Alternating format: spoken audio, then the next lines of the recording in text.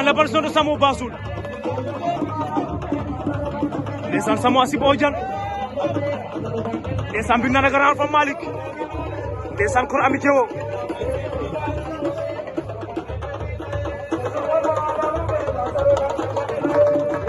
ndeysaan bi nana Zozo hango koni fam ndeysaan ɓe ngaga nduno hango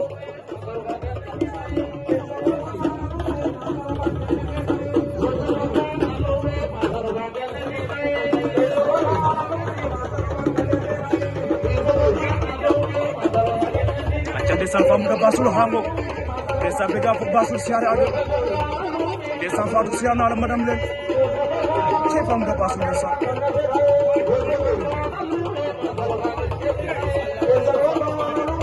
ndeysaan bi final sambu le 7 décembre 2027 ndeysaan Grand Alpha Malick siare na dina bëgg la kontaan aussi